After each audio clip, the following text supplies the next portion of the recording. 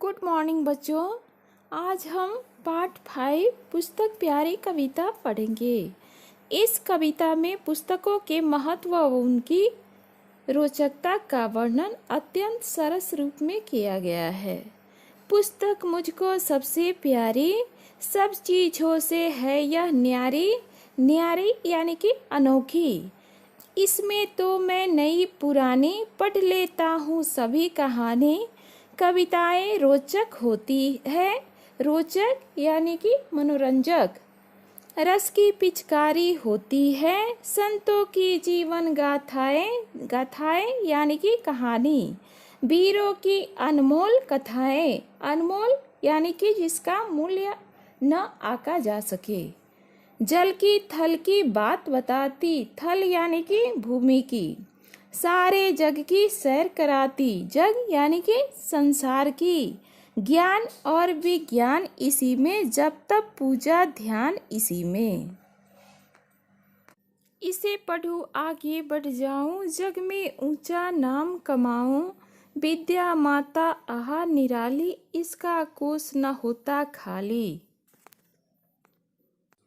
बच्चों, अब हम इस कविता के भावार्थ को पढ़ेंगे।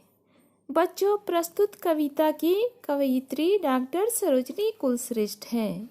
इस कविता के माध्यम से कवयित्री हमें यह संदेश देना चाहती हैं कि पुस्तक ज्ञान का सर्वाधिक महत्वपूर्ण माध्यम है। पुस्तक से ही हमें नई पुरानी कहानी के बारे में जानकारी मिलती है। पुस्तक मनोरंजक का भी साधन है। बच्चों, कविता पढ़कर हमें बहुत आनंद आता है। संतों की जीवन की कहानी जैसे महावीर, गौतम बुद्ध, कबीर इत्यादि के बारे में हम इन्हीं पुस्तकों में पढ़ते हैं।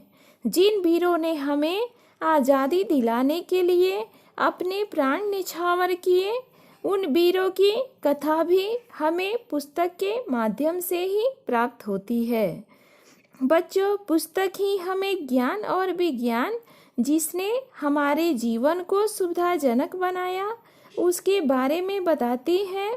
जब तक पूजा पाठ, धर्म अधर्म और अच्छे बुरे में फर्क करना हमें पुस्तक ही सिखाती है।